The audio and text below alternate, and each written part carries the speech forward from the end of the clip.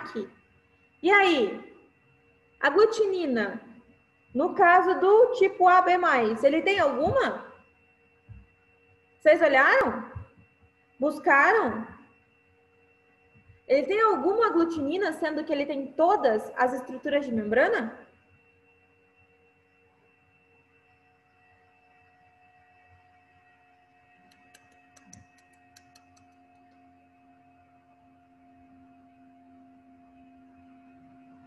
Não sei, Feira. Sem aglutininas. Estrelinha ali, Letícia, ó. O que acontece nesse caso? O AB, ele não apresenta nenhuma estrutura de aglutinina, porque ele é aquele que tem todos os nossos... Ele tem todas as proteínas de membrana.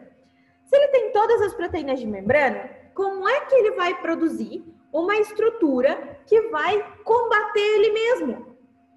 Porque a aglutinina é uma estrutura, é um anticorpo. Então, olha lá. Aglutinina. A aglutinina é um anticorpo que fica solto ali no sangue e que ele fica buscando aquele tipo sanguíneo, aquela coisa contrária ao sangue que ela está apresentando. Se ele tem todos, ele não tem ninguém que é contrário a ele. Se ele não tem ninguém que é contrário a ele não tem nenhuma aglutinina. Já, se eu estiver falando do O menos, se eu estou falando do O menos, aí o meu problema aumenta. Se eu não tenho ninguém, eu sou contra todos. Se eu não tenho nenhum, então eu sou contra todo mundo. Se eu sou contra todo mundo, eu tenho todas as aglutininas. Eu tenho aglutinina anti-A, eu tenho aglutinina anti-B e eu tenho aglutinina anti-mais. Porque se eu sou O menos, eu preciso ter proteção contra todo mundo. Sacou a ideia? Ficou claro esse negócio? E aí, o que é a aglutinogênio? A aglutinogênio é o contrário. Então, existem alguns materiais e até alguns exercícios que vai chamar isso aqui de anticorpo, e aí facilita muito mais a nossa vida. Ou as aglutininas têm um outro apelidinho, que é o famoso anti-alguma coisa. Então, eu sou aglutinina anti-A. O que é ser aglutinina anti-A? Eu sou contra A. Se eu sou contra A, eu posso ser encontrado no tipo sanguíneo A? Obviamente não. Se eu sou anti-A, eu vou ser encontrada no B. Se eu sou anti-B, aí o negócio inverte. Se eu sou anti-B, eu sou encontrada no tipo sanguíneo A. Anti é contra. Então, se eu sou contra, eu preciso estar no oposto. Entendeu? Anti-A está no B, anti-B está no A. O O está nos dois. Porque o O não apresenta nenhuma estrutura de membrana. Então, ele tem contra os dois. Suave? Sossegado? Então, aqui o que acontece? Isso são estruturas do soro, do líquido do sangue, do plasma sanguíneo. Os aglutinogênios ou as proteínas de membrana estão nas hemácias. As aglutininas ou os anti-A, ou em alguns lugares vocês vão encontrar como anticorpos do plasma, vocês vão encontrar no plasma sanguíneo e não na hemácia daquela, não na membrana plasmática daquela hemácia. Suave? Porque as pessoas falam que o tipo sanguíneo A tem mais chances dos sintomas da Covid serem maiores. Então, eu sei que eu dei uma lidinha nisso, mas faz um tempo já, que eu vou te ser bem sincera. Pelo que eu tava vendo, a última vez que eu li, era porque o anti-A ele era um pouco mais sensível frente à entrada do coronavírus. Então, essa estrutura aqui que é uma das estruturas de membrana, ela é um pouco mais permeável à entrada do vírus, tá? Eu não sei se eles foram muito, se houve muito mais estudos além disso, mas o último estudo que eu li era em relação a isso. Que o sangue, as pessoas que são do tipo sanguíneo A, tinham uma permeabilidade de membrana, ou seja, uma permissão da entrada do vírus maior do que os outros tipos sanguíneos. E que o tipo sanguíneo O, principalmente o O-, é o que menos tem, em termos de estatística, é o que menos teria chance de apresentar. A ideia que se joga aí, ou que se teve, a hipótese que se levantou frente a isso, do O apresentar uma taxa menor de casos graves aí, de entrada da Covid, eles serem mais assintomáticos do que doentes, é porque eles têm anti-tudo. Então, eles têm uma carga de anticorpos maiores do que os outros tipos sanguíneos. Então, o tipo O, menos principalmente, por ter uma grande quantidade de anticorpos no plasma sanguíneo, acabou tendo uma menor taxa, uma menor chance aí de apresentar o Covid. Não que não apresente, mas em termos de população, as pessoas com o tipo sanguíneo A apresentaram menos. E as pessoas do tipo sanguíneo A acabaram apresentando mais por causa, e aí é uma hipótese, tá? O último estudo que eu vi não tinha entrado muito a fundo no porquê disso, mas que existiria uma maior permeabilidade da membrana plasmática ou das membranas plasmáticas das pessoas do tipo sanguíneo A para o coronavírus, tá, Gabi? Mas se você leu alguma coisa a mais que eu, você já informa a gente aí. Mas a ideia era essa, foi o último estudo que eu dei uma lida lá, tá? E aí, para a gente finalizar essa parte, eu preciso conversar com vocês da eritroblastose fetal. A federal não curte muito a tal da eritroblastose, mas o Enem aparece de vez em quando, tá? A eritroblastose não é tão comum que aparecer nos vestibulares, mas o Enem já gosta bastante dela. O que é a eritroblastose fetal? É um problema. Então vamos lá. Eritroblastose fetal. Fetal porque é de fé, é de bebê. A gente está falando de coisa dentro da barriga da mãe ainda. E eritroblastose, é de hemácia, tá? Deixa eu colocar para cima esse negócio aqui. Eritro é um nome diferente que a gente tem para hemácia. Então, as células vermelhas do sangue, elas têm 3 nomes que são utilizados aí no vestibular e na vida. Glóbulos vermelhos, então eritroblastose. As hemácias têm as parte vermelha do sangue, tem 3 nomes. Eritrócitos, células vermelhas do sangue. Hemácias, células vermelhas do sangue. E glóbulos vermelhos, células vermelhas do sangue. Então, a biologia usa esses 3 nomes e os 3 nomes aparecem com bastante frequência. Então, aqui, fetal, que a gente está falando do bebê lá na barriga da mãe. Eritro significa célula vermelha ou hemácia.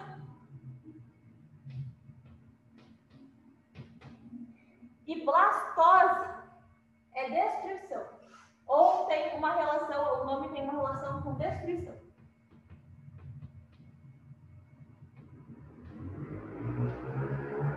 Opa! O que acontece aqui? Opa, deixa eu subir aqui. Aê, beleza. O que acontece aqui?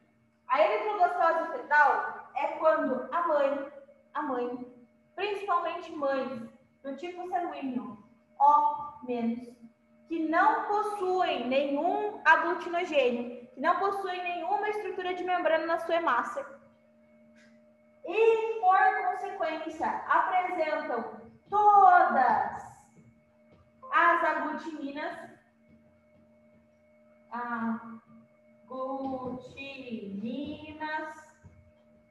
então ela não tem nada na sua hemácia, mas tem tudo no seu plasma, tem um filho que é do tipo sanguíneo positivo. O que acontece nesse caso aqui? Vamos pensar aqui no primeiro filho, tá? Primeira criança. negativo, que tem um filho com o fator RH contrário, com o fator RH positivo, o que pode acontecer nesse caso? Na hora do parto, o contato da mãe com o bebê ativa o contato sanguíneo do sangue dessa mãe com aquela criança, porque dentro da placenta não existe conexão, não existe passagem de sangue intraplacentária dentro da placenta, mas existe passagem de sangue na hora do parto, pode haver contato sanguíneo na hora do parto, tá?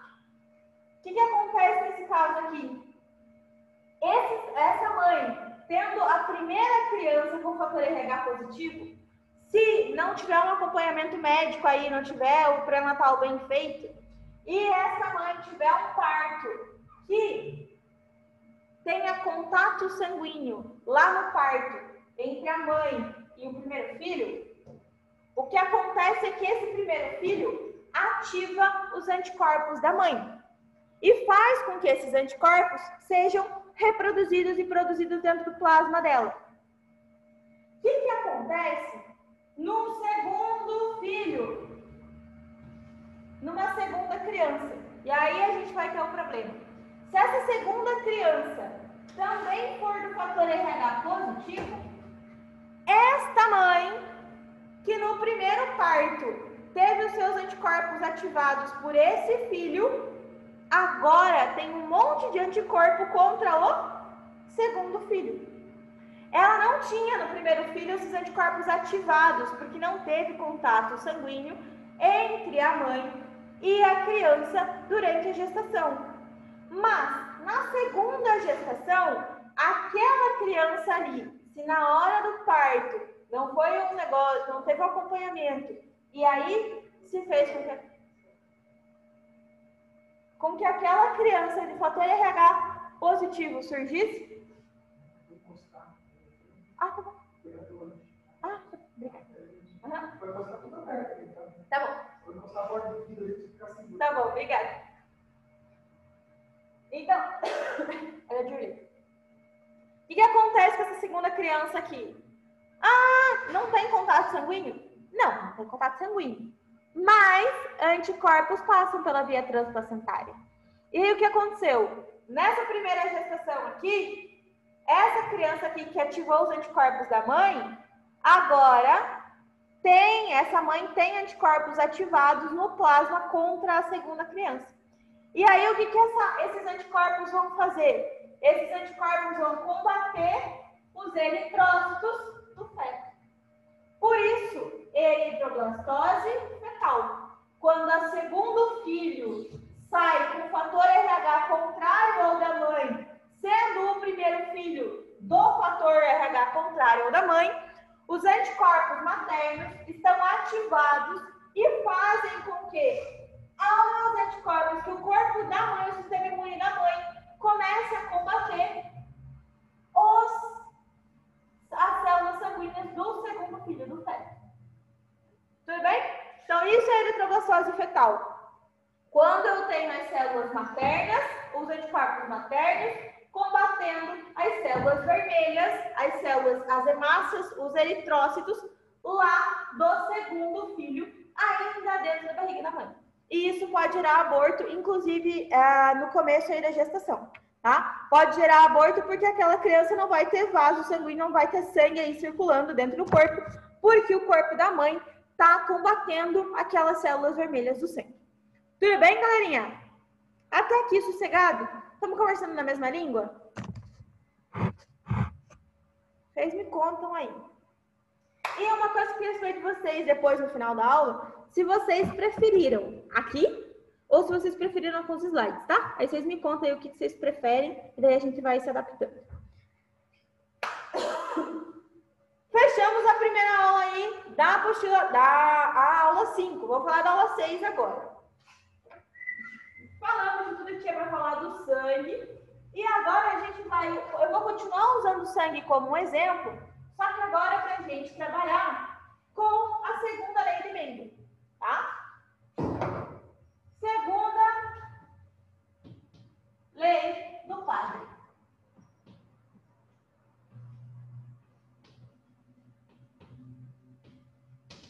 O gente? A primeira lei do padre fala pra gente o seguinte, que existem fatores... Ah, beleza. Letícia, o que se faz é imunodeprimir o sangue o sistema imune da mãe. Então, se por um acaso o destino passou o primeiro feto está lá com o fator RH positivo, passou o primeiro feto, acabou tendo contato, ativou o sangue da mãe. Na segunda criança, se faz um tratamento de imunodepressão nessa mãe, para que esses anticorpos não sejam produzidos.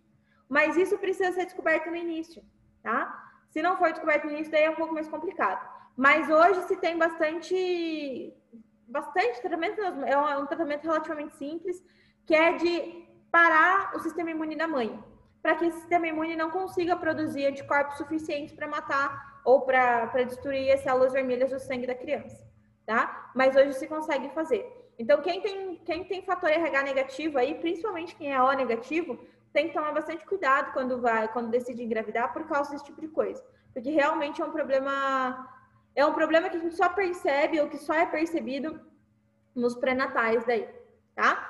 Mas aí, se é percebido, se consegue fazer tudo certinho, aí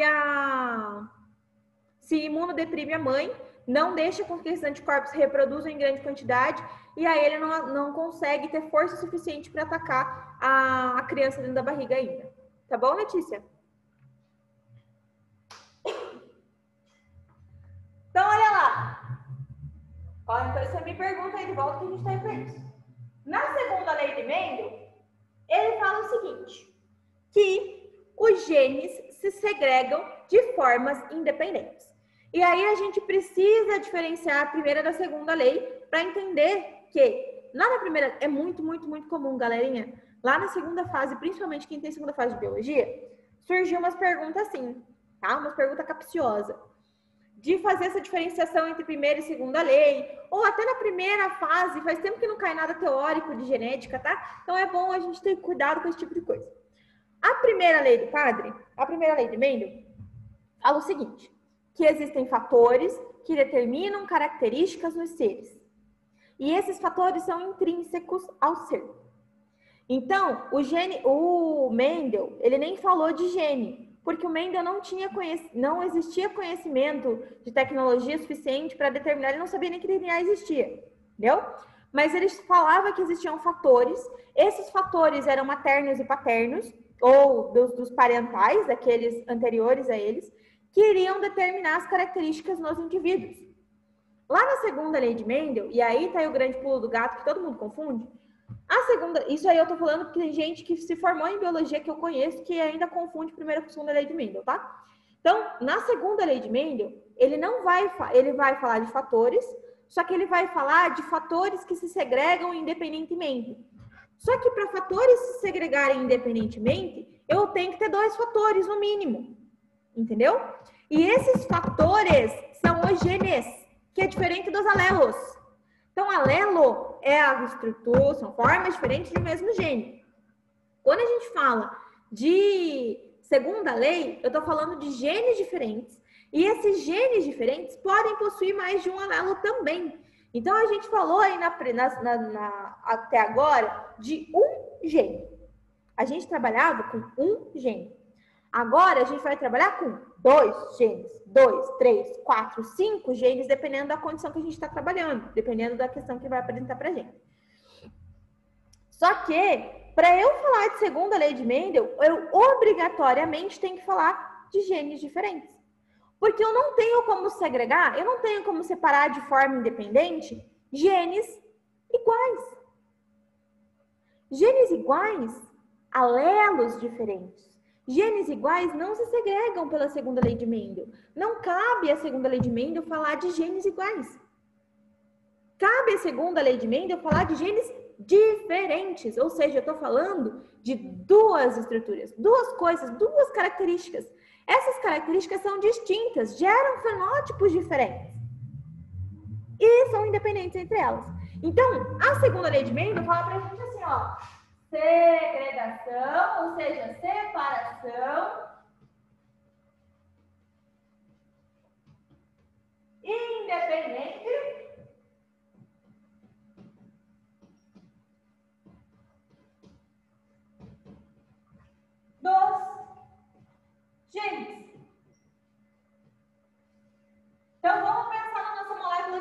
de novo.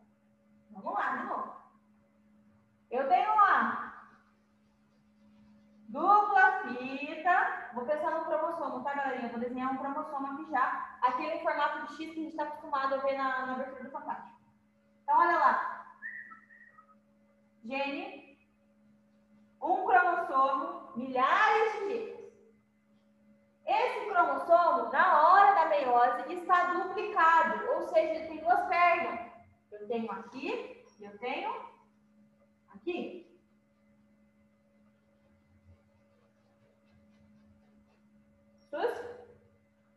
Aí eu pego, vamos lá, cromossomo 1. Primeiro cromossomo. Eu recebi um do pai e eu recebi um da mãe. Ambos os cromossomos estão duplicados. Então, eles têm duas perninhas. Tudo bem? Ou seja, na hora da divisão celular, só e somente só na hora da divisão celular, eu tenho o seguinte. Eu tenho 46 cromossomos. Ok? Cada um desses cromossomos, aqui tem uma dupla fita, tá? Aqui tem outra dupla fita, tá? Aqui tem outra dupla fita e aqui tem outra dupla fita. Ou seja, 2 cromossomos, procede? 2 cromossomos duplicados. Se eu somar todos os cromossomos na hora da divisão celular, eu tenho 46 cromossomos, não muda nada. Mas, porém, todavia, conta quantas fitas eu tenho. 1, 2, 3, 4. Tá aqui o negócio. 1, 2, 3, 4 fitas. 4 fitas são 4 N de DNA na hora da divisão celular. Na hora que eu vou fazer a tal da mitose e da meiose. O que vai acontecer aqui? Isso vai valer para todos os nossos cromossomos. Tudo bem? Todos os nossos cromossomos vão estar duplicados. Então, peguei lá o do pai. E vou pegar o cromossomo, sei lá, o cromossomo 7. Cromossomo 7. O 7º cromossomo tem lá um do pai.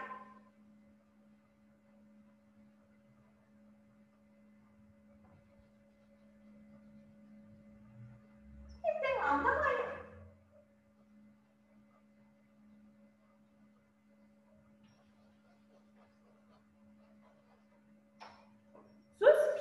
Então, o primeiro cromossomo tem do pai e da mãe. No segundo cromossomo tem do pai e tem da mãe. A gente tem a duplinha que a gente recebeu lá. Esses cromossomos estão duplicados. Então, 1, 2, 3, 4 pernas. 1, 2, 3, 4 pernas. 4N. Se eu somar todos os cromossomos, 46 cromossomos, 4N de DNA. O que acontece aqui? E que tá aí um negócio que eu tenho colega formado que até hoje não entendeu. E acontece que, ó, esse cromossomo aqui que eu recebi da mãe, no caso, possui 2 alelos. Possui o alelo lá. Que alelo? O alelo A. Esse aqui, minha mãe, é dominante. Então, ela só tem razão aqui. E se esse cromossomo está duplicado, aqui também tem A. O que acontece aqui? No pai, o pai tem uma característica um pouquinho diferente da mãe. Então, a mãe tem cabelo cacheado e o pai tem cabelo liso. Então, no pai, no primeiro cromossomo na parte de cima, eu também vou encontrar o gene A. Só que o gene A na sua forma recessiva. Azinho. Enquanto na mãe, eu tenho o gene na forma dominante. Nesse caso aqui, esta pessoa, ou seja, esse indivíduo, ele é heterozigoto para a primeira característica.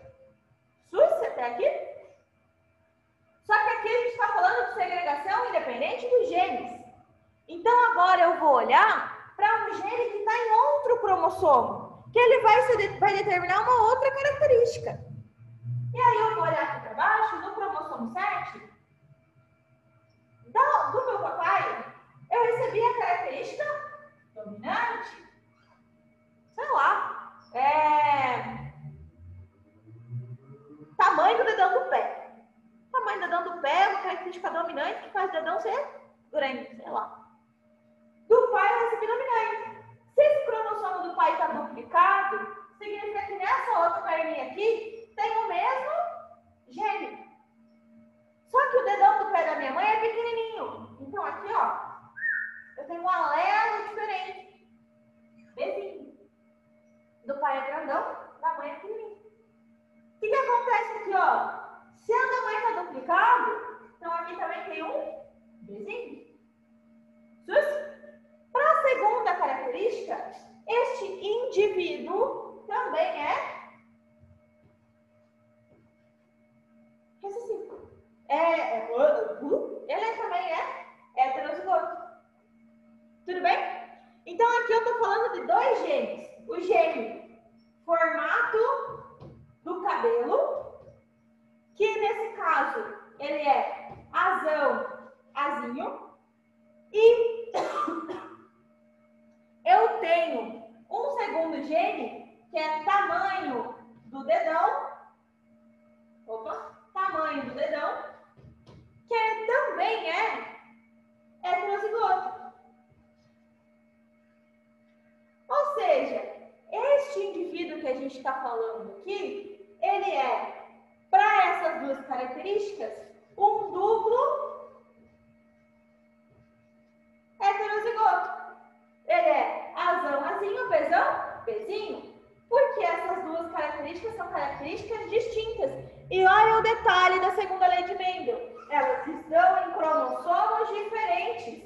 Ou seja, na hora dessa criatura aqui formar a gameta, ela pode formar... Eu vou virar aqui um pouquinho e vou usar o outro lado do quadro, tá? Vamos ver se eu não vou quebrar nada. Aí. Essa criatura aqui segue a seta. Na hora de formar os gametas dela, ela vai formar quantos tipos de gameta? 4 tipos de gameta.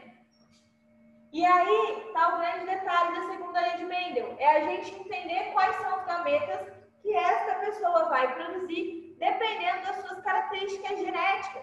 Olha para lá. Ela tem... Aqui eu estou falando de uma pessoa só, tá? Ela tem azinho, percebe? Ela tem bezinho. Se esses genes se segregam de formas independentes, significa que esse azão pode vir com esse bezão. Esse azão pode vir também com esse bezinho. Ter azão em uma célula não significa que aquele gameta, que aquele mesmo espermatozoide vai apresentar o bezão. Por quê? Porque os genes se segregam, se separam de formas independentes. Esses alelos aqui, eles vão se separar cada um para uma célula. Então, vamos fazer o seguinte, ó. Esse aqui é o alelo azão. Opa. Esse aqui é o alelo azinho. Esse aqui é o alelo bezão. Esse aqui é o alelo bezinho. Esses alelos aqui estão no primeiro cromossomo. Já esses alelos aqui estão no sétimo cromossomo. O que vai acontecer aqui na hora da separação lá dos genes para formar o espermatozoide da pessoa ou o óvulo da pessoa? Olha lá. Esse A vai para um lado. Esse A vai para um lado. Esse B vai para um lado. Esse B vai para um lado. Só que uma pessoa não produz um óvulo e um espermatozoide. Ela produz milhares. Então, se for para um lado... Cadê uma... Esse aqui foi para um lado. Ele recebeu o cromossomo 1 e A. Cromossomo 1, azão. Se ele recebeu o cromossomo 1, ele precisa receber o cromossomo 7. Só que eles se segregam de formas independentes, então ele pode vir com um mesão. Isso aqui vai formar um espermatozoide. Agora, esse azão, também tem a chance de vir com o bezinho. Esse azão pode receber lá do cromossomo 7, essa célula, ao invés de receber só o besão, porque eles se segregam de forma independente, ele pode receber também o bezinho. Então, eu vou ter uma célula que vai vir com o bezinho. Azão, só que aqui ele vai receber o bezinho do cromossomo 7. Bezinho. Esse é um outro tipo de gameta. Aquele que tem azão e bezinho. Aí, o azinho, ele também se segrega de forma independente. Então, ele pode vir ou com o besão, formando o espermatozoide ou o óvulo, e ele pode vir com o bezinho, formando um outro tipo de espermatozoide, ou óvulo, sei lá. Então, a ideia aqui é a seguinte, galera. Eu estou falando de cromossomos diferentes, eu estou falando de genes diferentes, que determinam características diferentes. Formato do cabelo e tamanho do dedão do pé. São coisas que não têm relação uma com a outra. Se não tem relação uma com a outra, a forma com que elas vão se separar é diferente, é independente. Tudo bem? Então, aqui o que vai acontecer? Se uma criatura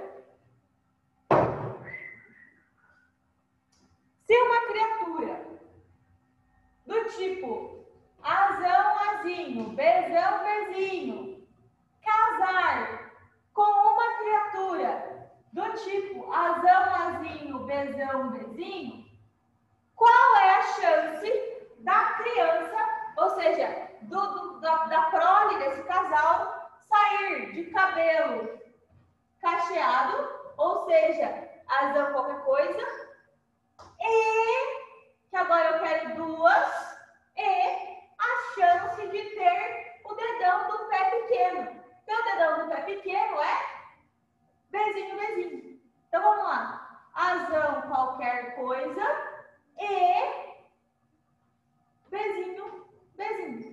Por quê? Porque eu quero que a criança tenha cabelo cacheado e dedão do pé pequeno. Como que eu tenho que começar aqui? Eu tenho que começar olhando para os tipos de gametas possíveis gerados por esse casal. Vamos começar por esse aqui. Quais são os gametas que ele pode produzir? Ele pode produzir o gameta AB. Ele pode produzir o gameta ABzinho. Ele pode produzir o gameta Azinho, Bzão. E ele pode produzir o gameta Azinho, Bzinho. Concordam comigo? Então, esse gameta, esse gameta, esse gameta, esse gameta. Só que olha a diferença da primeira lei de Mendel. Isso aqui, na primeira lei de Mendel, a gente já parava aqui. Agora eu não paro aqui. Eu vou olhar para o outro cromossomo, para o outro coisa ali, porque aqui eu só separei quais são as células reprodutivas possíveis. Quais são os genótipos possíveis nas células reprodutivas. Aqui, qual é a chance desse aqui? A mesma. Ele vai produzir azão, bezão. Ele vai produzir azão, bezinho. Ele vai produzir azinho, bezão. E ele vai produzir azinho, bezinho. Qual a proporção de gametas, ou seja, de células reprodutivas? 1/4, 1/4, 1/4, 1/4. Procede? Nesses aqui, eu também tenho 1/4, 1/4, quarto e 1/4. Concorda comigo? Esses são os gametas, óvulos e espermatozoides produzidos por esse casal. Só que eu estou buscando essa soma aqui. Não estou buscando essa soma aqui? Bezinho, azão, qualquer coisa? Então, quais gametas que eu preciso catar? Porque eu quero saber qual é a chance do meu filhote sair de cabelo cacheado com o dedão do pé pequeno. Para eu pegar o dedão do pé pequeno, eu quero esse e esse, concorda? Dedão do pé pequeno. Só que aqui, ó, se eu for azinho com azinho, já não vai me dar cabelo cacheado. O que a gente vai olhar para cá? Quem aqui pode produzir cabelo cacheado? Quem pode produzir cabelo cacheado é quem tem azão. Concorda? Quem tem azão. Só que eu quero cabelo cacheado e dedão do pé pequeno. Se eu quero cabelo cacheado e dedão do pé pequeno, eu quero saber azão qualquer coisa, bezinho. Concordam? Aqui, eu vou pensar na probabilidade, eu vou excluir quem tem bezão, porque eu não me interessa o bezão, não me interessa o bezão. Não me interessa o bezão, não me interessa o bezão. Então, eu vou ficar com 1/4 daqui de possibilidade.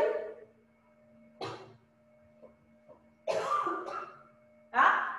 Esse 1/4 aqui eu posso pensar em usar. Esse 1/4 eu posso pensar em usar. Esse 1/4 eu posso pensar em usar. Esse 1/4 eu posso pensar em usar. Não posso? Azão com esse com esse, esse com esse com esse com esse. Procede? Se eu tiver azão com azão, não vai o cabelo cacheado? Se eu tiver azão com azinho, não vai o cabelo cacheado? Se eu tiver azinho com azão, não vai o cabelo cacheado? Só que agora eu preciso excluir essa possibilidade do azinho ficar com azinho, né? Eu não quero azinho com azinho. Eu quero azinho com azão. Vocês estão acompanhando o que eu estou falando? Ih, tem menos de 1 minuto para aula. Espera aí, eu vou criar mais uma reunião aqui, tá bom? Então, vocês acompanham lá no grupo de